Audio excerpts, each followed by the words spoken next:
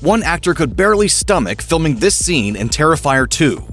In a year stacked with tremendous horror films like Nope, X, and Barbarian, there's one in particular that's become an unprecedented indie sensation. Put together for $250,000, the ultra-gory splatter flick Terrifier 2 has currently earned over $10 million at the box office. The brutal slayings of Art the Clown have been haunting the world of independent horror since 2008, but the influx of eye-catching headlines about people fainting and vomiting during screenings has turned the pantomime slasher into an overnight phenomenon. He's not quite on the level of Leatherface or Jason Voorhees, but it seems like only a matter of time until he joins the Slasher Hall of Fame. Art is the kind of slasher where, if he catches you in his sights, you're likely already dead. When it comes to his brand of kills, he makes what Pennywise does look merciful by comparison. You think that guy's still out there? What's up with you and this clown all of a sudden? You're like obsessed. Where Terrifier 2 succeeds in being a vastly improved sequel in terms of its story and characters, the major attraction that everyone is talking about is director Damien Leone's astounding practical gore effects. The 2.5-hour slasher epic is an unabashedly graphic ode to the era of grindhouse cinema and doesn't hold back. Some of the effects were so gruesome, however, that it nearly made one of its actors sick, although it's probably not quite what you're expecting. As it turns out, Chris Jericho is a fan of horror movies, specifically Terrifier.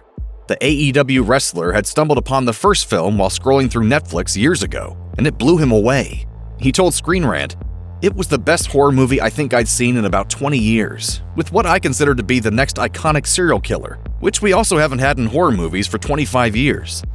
In wanting to be a part of the movie, director Damien Leone found a brief role for Jericho as Burke, a security guard of the Miles County Psychiatric Hospital, who can be seen in the film's mid-credit stinger.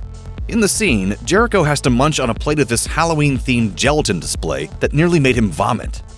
I think it was a kind of custard with some kind of plastic candy, and I had to eat like 5 of them, and they were cold and they were gelatinous, and it was really kind of getting to me. It was really gross. And I remember Damien was like, "Can you just eat one more?" And I was like, "Dude, I'll eat one more and then that's it. Because I'm gonna fucking puke if I have to do another one of these." Of all of the effects to make people sick in Terrifier 2, this is the last one you would think would cause a reaction. But the longer you look at the zombie platter, the more it makes sense. No one would call this plate of slime appetizing.